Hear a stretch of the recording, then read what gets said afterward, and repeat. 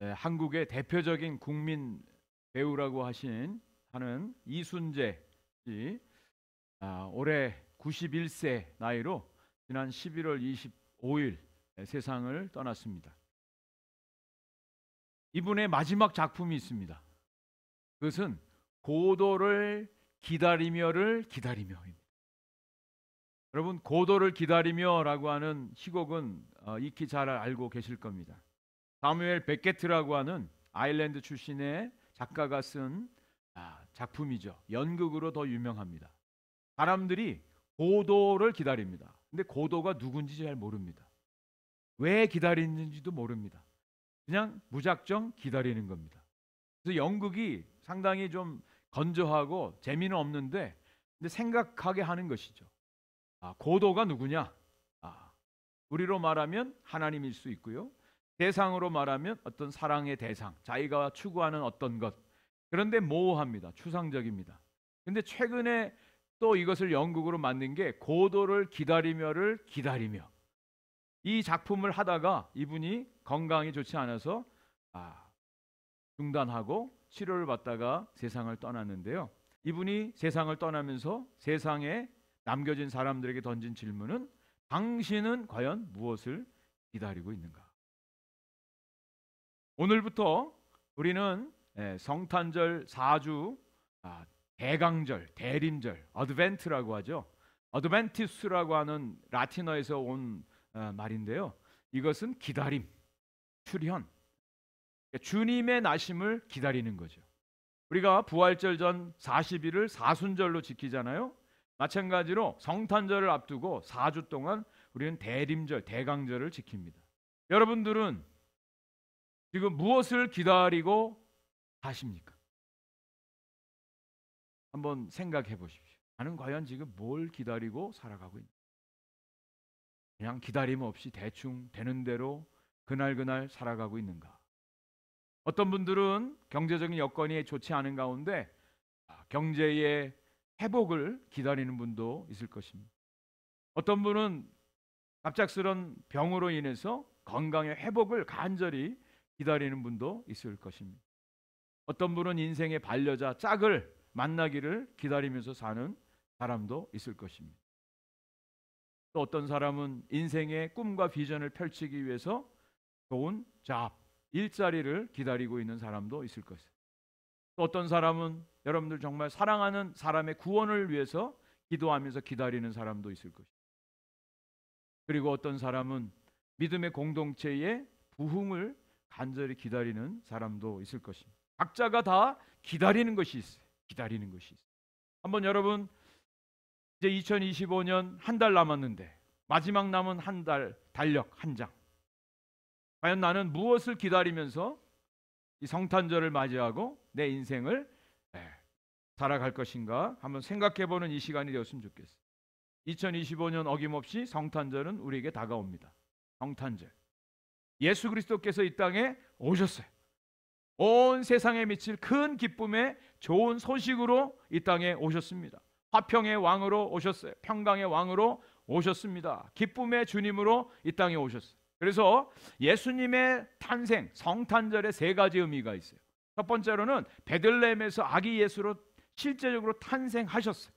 그래서 예수님을 통해서 우리에게 진정한 평화가 임하는, 그래서 우리가 오늘날도 성탄절을 지키고 있죠. 두 번째, 신자들의 마음 가운데 예수님이 찾아오셔서 구원받고 하나님의 백성으로 살아가게 하시는, 우리의 마음 가운데 찾아오시는 예수 그리스도.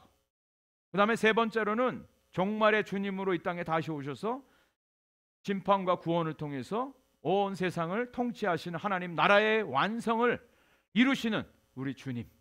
이것이 바로 성탄절, 예수님의 이 땅에 오심의 세 가지 이유가 되겠습니다.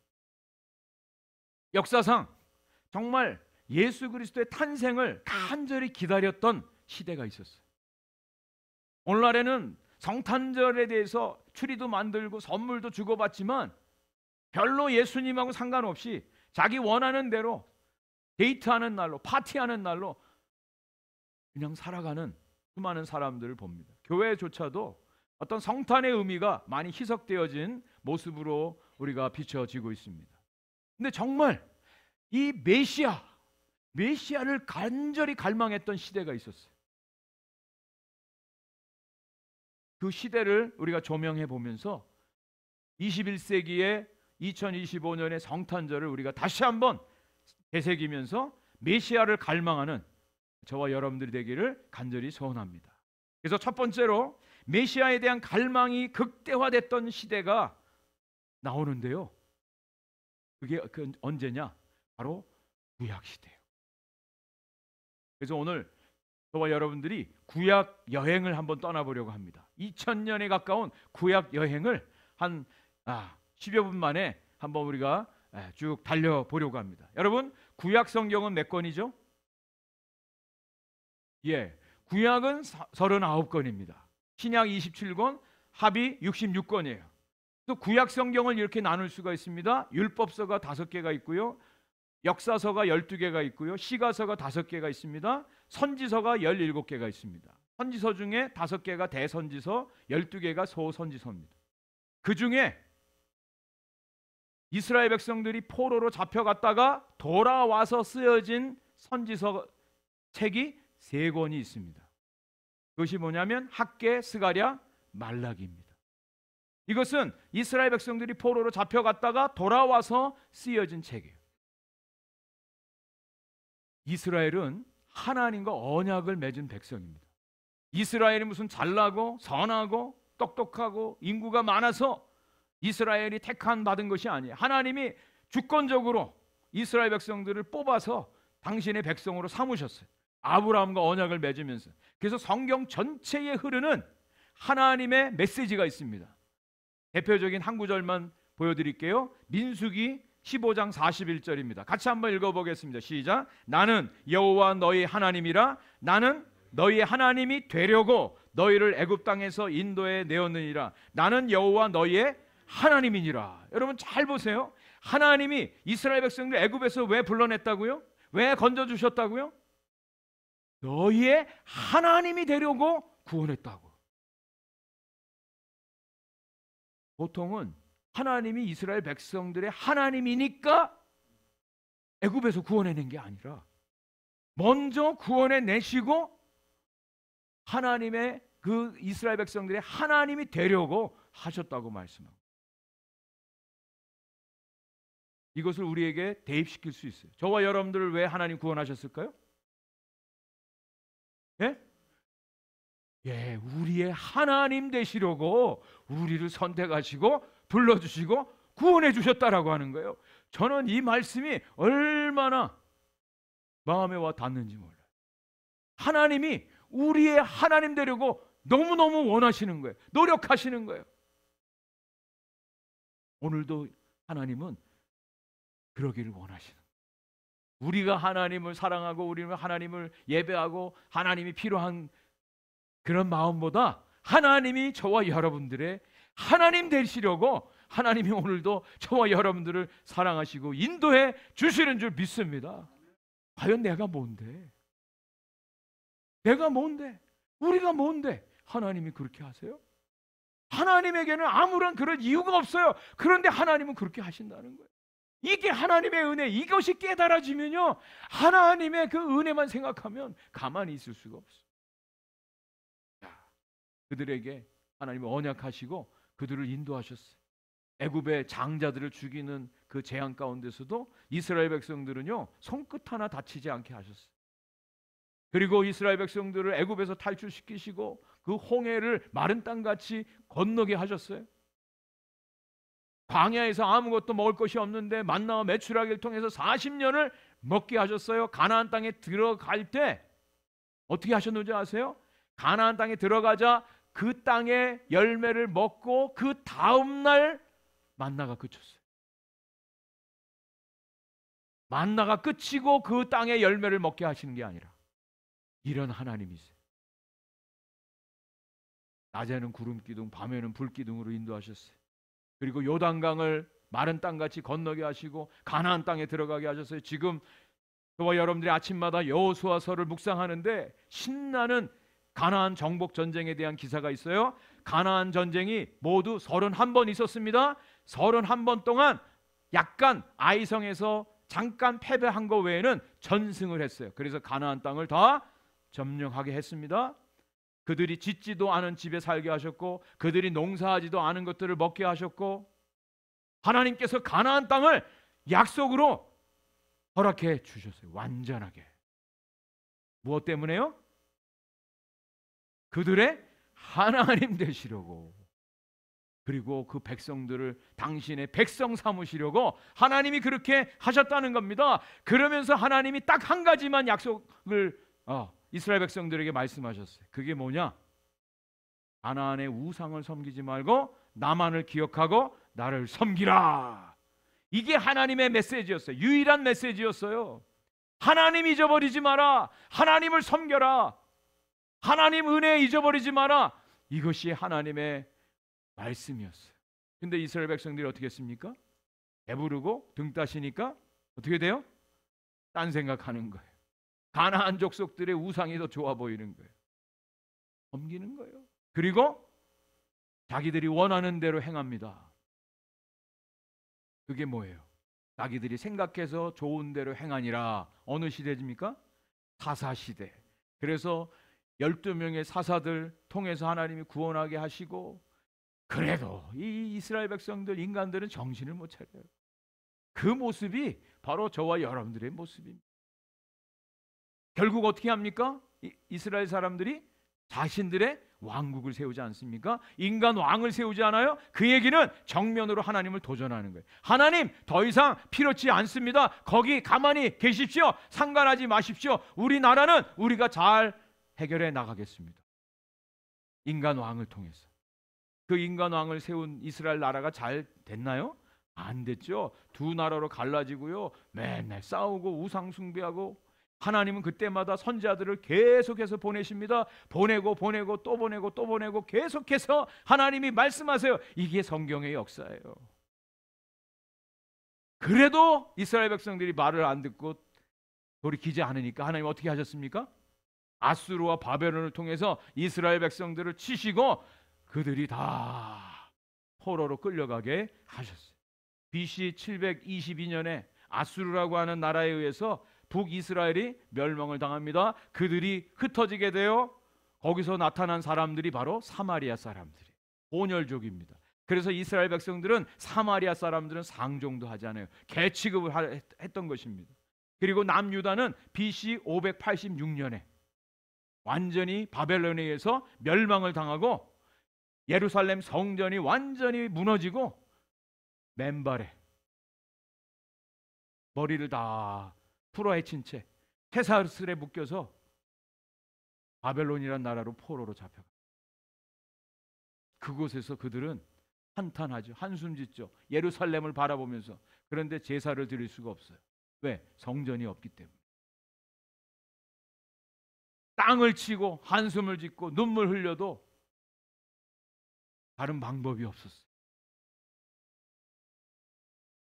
그런데 그 포로의 시간이 정해져 있었습니다. 하나님이 예레미야 선지자를 통해서 70년 동안 포로 생활할 것이다. 미리 말씀하셨어요. 그 시간이 되자 하나님께서 페르시아의 고레스 왕을 시켜서 이스라엘 백성들이 돌아오게 합니다. 그 장면 말씀이 역대하 36장 22절에 나와 있습니다. 제가 읽겠습니다. 바사의 고레스 왕 원년에 여호와께서 예레미야의 입으로 하신 말씀을 이루시려고 여호와께서 바사의 고레스 왕의 마음을 감동시키심에 그가 온 나라에 공포도 하고 조서로 내려 이르되. 여러분, 페르시아의 이 고레스 왕은 하나님을 모르는 이방 왕이었습니다. 그런데 하나님께서 그 왕의 마음을 감동시키셨어요. 이스라엘 백성들이 돌아가게 하는 거예요. 그 다음 절 23절을 같이 한번 읽겠습니다. 시작. 바사왕 고레스가 이같이 말하노니 하늘의 신 여호와께서 세상 만국을 내게 주셨고 나에게 명령하여 유다 예루살렘의 성전을 건축하라 하셨나니 너희 중에 그의 백성된 자는 다 올라갈지어다. 너희 하나님 여호와께서 함께 하시기를 원하노라 하였더라. 이스라엘 백성된 자들은 다 올라가라. 그래서 하나님을 위해서 성전을 지으라. 이게 이방왕 고레스의 명령이었어요. 그래서 그때 1차로 이스라엘 백성들이 예루살렘으로 귀환을 하게 됩니다. 538년. 근데 명령은 538년이고 실제적으로 537년이에요. 그때 예루살렘으로 돌아온 이스라엘 백성의 수가 49,897명이에요. 이후에도 3차에 걸쳐서 이스라엘 백성들이 돌아오게 되어 있어요. 2차 귀환은 에스라를 통해서 1775명이 돌아오고, 또 3차는 느헤미야에 의해서 1500명이 돌아오게 됩니다. 근데 어쨌든 이스라엘 백성들이 포로에서 돌아오는 거예요. 그 거리가 자그마치 940마일 정도. 그들의 마음이 어땠겠습니까? 그들의 마음이 어땠겠어요? 성전을 잃어버리고 하나님의 백성이라고 했는데 포로 생활 가운데 있다가 70년 만에 돌아오는 거예요. 얼마나 감격스럽겠습니까? 얼마나 감사했겠습니까? 그죠? 그래서 정말 그들이 와서 제일 먼저 했던 것이 뭐냐? 성전을 재건하는 일을 제일 먼저 했어요. 실제적으로 2년 동안 열심히 재건했어요. 그래서 BC 536년에 기초 공사가 끝납니다. 끝나요.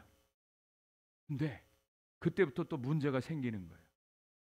사마리아 사람들이 주위에 있다가 방해하기 시작했어요. 이스라엘 백성들이 저 페르시아 왕의 명령으로 왔다고 하는데 이게 진짜인지 아닌지 잘 모르겠습니다 하고 교묘하게 그들을 방해하고 어려움을 줍니다.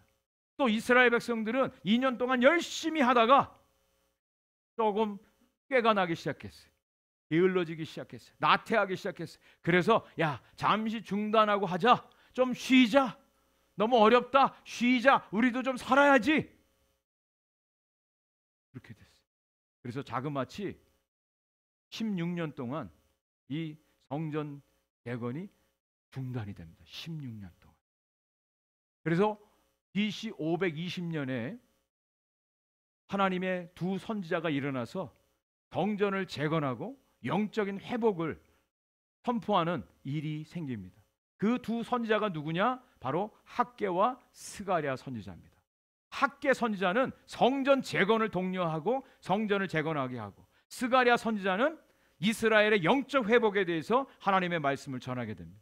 그래서 학개 선지자가 1장 9절에 이렇게 말합니다. 너희가 많은 것을 바랐으나 도리어 적었고 너희가 그것을 집으로 가져갔으나 내가 불어버렸느니라. 나 만군의 여호와가 말하노라. 이것이 무슨 까닭이냐? 내 집은 황폐하였으되 너희는 각각 자기 집을 짓기 위하여 빨랐음이라. 이스라엘 백성들이 하나님의 성전을 짓기보다는 자기 집 세우는데 더 빨랐다는 거예요. 그래서 그 결과 너희들이 열심히 모았지만 다 하나님이 불어버리셔서 남는 게 없게 됐다. 그래서 다시 일어나서 하나님의 성전을 재건하자 선포한 것이 학개 선지자예요. 그래서 4년 만에 이 스룹바벨 성전이 다시 재건하게 됩니다. 그 장면이 학개 2장 9절에 나와 있어요. 같이 한번 읽어보겠습니다. 시작. 이 성전의 나중 영광이 이전 영광보다 크리라. 만군의 여호와의 말이니라. 내가 이곳에 평강을 주리라. 만군의 여호와의 말이니라. 아멘. 여러분, 예루살렘에 원래 솔로몬이 지었던 아름다운 성전이 있었어요. 근데 그게 다 무너졌어요. 포로 생활 이후에 다시 와서 스룹바벨 성전을 지었지만 너무나 솔로몬 성전에 비하면 초라한 거예요. 크기도 그렇고 재질도 그렇고. 그런데 하나님 뭐라고 말씀하세요? 이전에 나중 영광이, 두 번째 세워진 스룹바벨 성전이 이전 영광보다 더 크리라. 이것은 단순히 건물로 비교하는 게 아니라 하나님의 영적인 회복을 말씀하시는 거예요. 하나님이 이렇게 이스라엘 백성들을 통하여 일하시겠다고 말씀해 주시는 겁니다. 그리고 스가랴 선지자는 이스라엘의 영적 회복을 선포하게 되는데요. 메시아를 보내주셨어요. 메시아를 보내주셔서 이스라엘을 새롭게 하고 하나님의 나라를 다시 재건하리라 라고 하는 말씀을 스가랴 선지자를 통해서 하게 됩니다. 이스라엘 백성들이 가장 겸손해지고 하나님을 향해서 가장 뜨겁게 열정을 가지고 섬겼던 때가 언제일까요? 바로 포로에서 돌아온 그때. 그땐 마음이 가난해졌어요. 가난해졌어요. 포로 생활의 그 어려움을 다 겪었어요. 하나님 성전이 없었던 그 시절, 하나님을 예배드리고 싶어도 예배할 수 없었던 그 시절, 그때를 경험하니까 하나님 앞에 정말 험불해져서 하나님 앞에 진정으로 예배하게 되었어요. 메시아를 갈망하게 되었어요. 이스라엘이 가장 순전하게 순수하게 하나님을 바라보고 하나님의 언약을 기대했던 때가 이 포로 이후의 시대였다라고 그렇게 이야기합니다. 저는 오늘 사는 이 시대가 바로 그런 시대가 되었다고 생각이 되어집니다. 세상의 사람들은요, 다 저마다 자기가 원하는 것들을 추구합니다. 교회도 세속화되어지고 물질주의와 인본주의와 자유주의와 종교다원주의, 꼭 하나님을 믿어야 됩니까? 아니, 여러 가지 갈래길이 있으니까 자기가 원하는 대로 얼마든지 구원받을 수 있습니다. 자기들이 원하는 것을 추구해요. 그리고 교회를 공격합니다. 죄인이 공격합니다. 이유 없이 미워합니다. 예수 그리스도에 대해서 조롱하고 비난합니다. 하나님을 모욕합니다. 하나님을 대적합니다. 그 대표적인 것이 바로 이 무신론자들. 무신론. 여러분, 무신론은요, 사탄의 고도의 전략 중에 그 전략입니다. 회개가 있습니다. 기독교에는 회개가 있어요. 구원받기 위해서는 반드시 회개와 믿음이 필요합니다. 회개라고 하는 것은 악의 삶에서 하나님께로 돌이키는 거예요. 이게 회개예요. 회개 없이는 구원이 없습니다. 믿으십니까? 회개 없는 구원은 없습니다. 여전히 내 방식대로 살면서 내가 구원받는다? 없어요. 없습니다. 그런데 무신론자들은 뭘 가르치느냐? 이 회개를 하지 못하게 하는 거예요. 이것을 사단이 알아요. 회개해서 세상을 향하던 사람이 하나님께로 가면 이게 하나님의 백성이 된다는 것을 사단이 알고 있어요. 그래서 이것을 원천적으로 봉쇄하고 차단하려고 하는 게 사단의 전략이에요. 그 중에 하나가 이 무신론이에요. 왜? 여러분, 무신론이라고 하는 것은 하나님이 없다, 안 계신다, 그걸 가르치는 거잖아요. 회개는 하나님께 돌이켜야 돼요. 근데 회개의 대상이 없어지는 거예요. 무신론은. 무슨 말인지 아세요? 돌이킬 대상이 없는 거예요. 무서운 무신론자들의 전략. 우리가 사는 이 시대가 바로 그런 시대. 이 시대에 기독교에 대한 공격과 이런 세속에 대한 세속적인 모습들이 다 대두되고 있습니다. 이때야말로 메시아가 필요한 시대 아닙니까? 우리에게 그리스도가 필요한 시대가 아닐까요? 내가 원하는 대로, 내 마음대로, 내가 추구하는 대로가 아니라 주님의 놀라운 역사하심을 우리가 바라봐야 돼요. 그래서 오늘 이 스가랴 말씀에 보면요, 메시아를 보내주시겠다고 이제 스가랴 선지자를 통해서 말씀해 주시는데, 하나님의 싹과 돌로 메시아를 보내주시겠다고 우리 스가랴서를 통해서 말씀해 주고 있어요. 스가랴서의 1장 3절 말씀에 보면 이런 말씀이 나옵니다. 그러므로 너는 그들에게 말하기를 만군의 여호와께서 이처럼 이르시되 너희는 내게로 돌아오라. 만군의 여호와의 말이니라. 그리하면 내가 너희에게로 돌아가리라. 만군의 여호와의 말이니라. 이 마지막 시대에 주님께서 오늘도 외치시는 것은 내게로 돌아오라. 하나님께로 돌아오라는 거예요. 그러면 나도 너희에게로 돌아가겠다 말씀하고, 이 스가랴서에는 모두 8개의 하룻밤에 봤던 환상에 대한 이야기가 나옵니다. 1장부터 6장까지. 이게 다 예수 그리스도에 대한 예표예요. 예수 그리스도 메시아를 보내주시겠다고 하는 하나님의 약속입니다. 나중에 기회가 되면 이 스가랴서를 말씀을 전하려고 합니다. 어쨌든 그 중에 4번째 환상이 오늘 본문의 내용입니다. 여호수아, 대제사장 여호수아에 대한 이야기예요. 여호수아에게 더러운 옷이 입혀져 있는데 하나님께서 그 더러운 옷을 벗기고 새로운 아름다운 옷을 입히라고 하는 하나님의 말씀이 나옵니다. 이스라엘 백성들은 그슬린 나뭇가지로 비유되고 있어요. 아무 쓸모없는 보잘것없는 존재라고 하는 거예요. 여기서 더러운 옷을 입고 있는 여호수아는 이스라엘을 상징하는데, 여기 더럽다라고 하는 이 단어는 혐오스럽다, 치욕스럽다, 그런 뜻을 가지고 있어요. 이 여호수아는 이스라엘을 상징해요. 지금 이스라엘 백성들이 범죄함으로 치욕스럽고 더러운 옷을 입고 있어요. 그런데 하나님께서 그 더러운 옷을 벗기고 새로운 옷을 입혀 주신다. 누구를 통해서? 예수 그리스도를 통해서. 이것을 지금 말씀해 주고 있습니다. 자, 스가랴 3장 4절을 말씀을 같이 한번 보겠습니다. 3장 4절 같이 한번 읽겠습니다. 시작. 여호와께서 자기 앞에 선자들에게 명령하사 그 더러운 옷을 벗기라 하시고, 또 여호수아에게 이르시되 내가 내 죄악을 제거하여 버렸으니 내게 아름다운 옷을 입히리라. 더러운 옷을 벗기, 아름다운 옷을 입혀주시고 이스라엘의 회복이에요. 더 나아가서 그리스도를 통해서 새롭게 되어지는 오늘날 주님을 믿는 성도들을 가리켜서 말씀하시는 겁니다. 예수 그리스도를 보내서, 메시아를 보내서 이 일을 하는데, 그 메시아가 바로 하나님의 싹, the branch라고 말씀해 주고 있습니다. 그 말씀이 오늘 본문 8절에 나옵니다. 제가 읽겠습니다. 대제사장 여호수아야, 너와 내 앞에 많은 내 동료들은 내 말을 들을 것이니라. 이들은 예표의 사람들이라. 내가 내 종 싹을 나게 하리라. I am going to bring my servant the branch. 여기 싹이 branch라고 번역되어, 싹으로 번역되는데 조금 번역이 조금 잘못된 것처럼 보입니다. 원래 성경에는 순이라고 되어 있습니다. 순. 이사야 11장 1절 말씀에도 이새의 줄기에서 한 싹이 나며 그 뿌리에서 한 가지가 나서 결실할 것이요. 여기 가지라고 하는 말이 the branch로 되어 있어요. 이 싹이든 순이든 가지든 오실 메시아를 말씀해 주고 있는 거예요. 이 시대가 지나면 메시아가 오실 텐데, 그 메시아를 통해서 더럽혀졌던 옷을 벗기고 새로운 옷을 입히고 하나님의 자녀가 되게 하시는 하나님의 구원이 나타날 것을 말씀해 주고 있는 것입니다.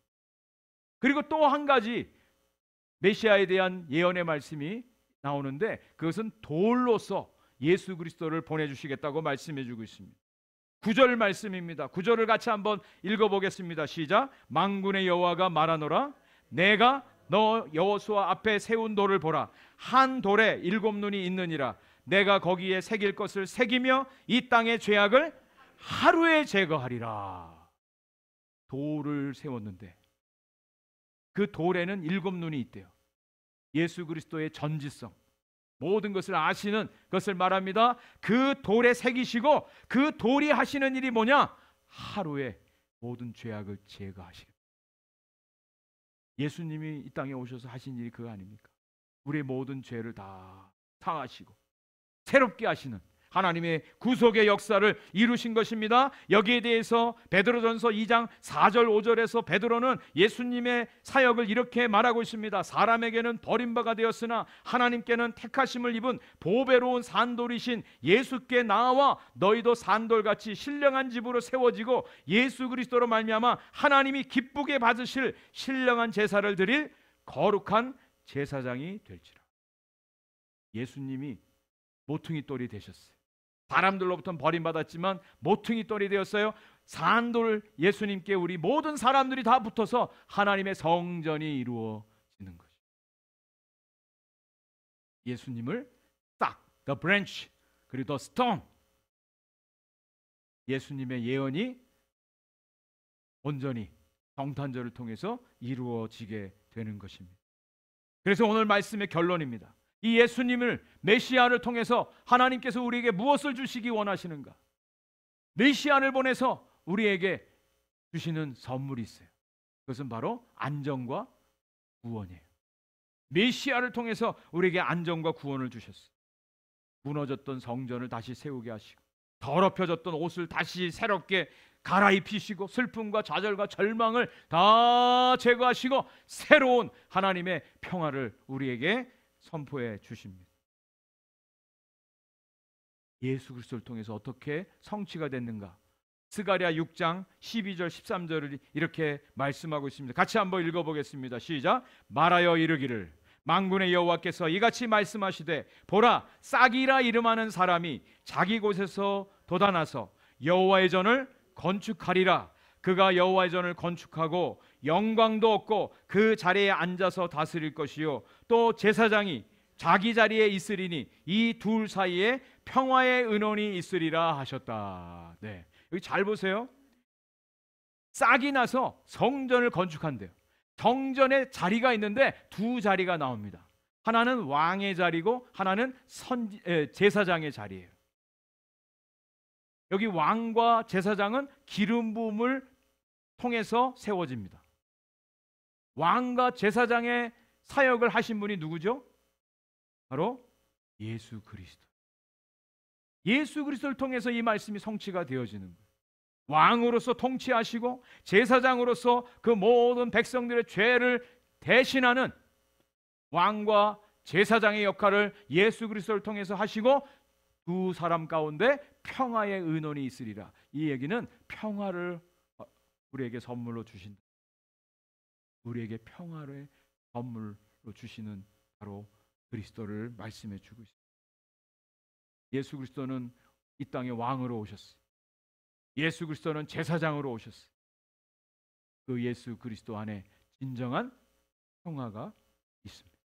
평화가 있어요.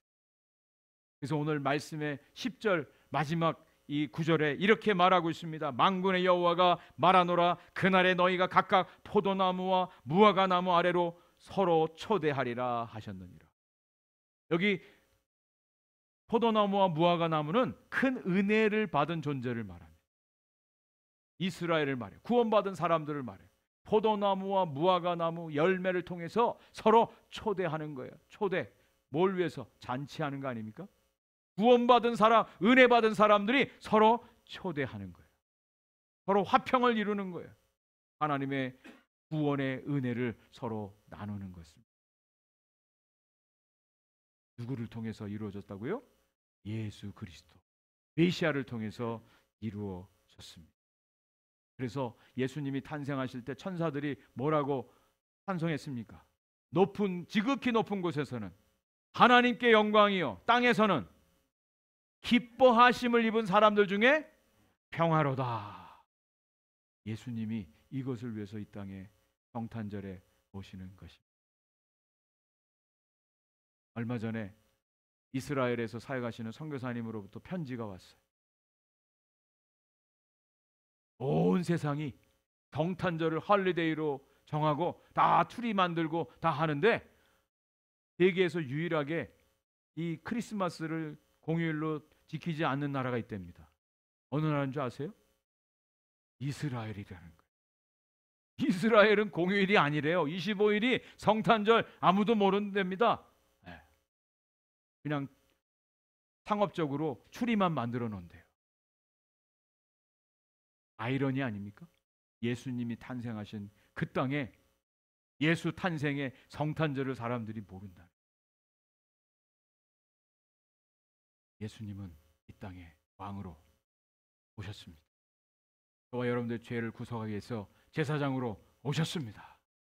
그분이 저와 여러분들에게 구원과 평화를 허락해 주기 위해서 이 땅에 오셨습니다.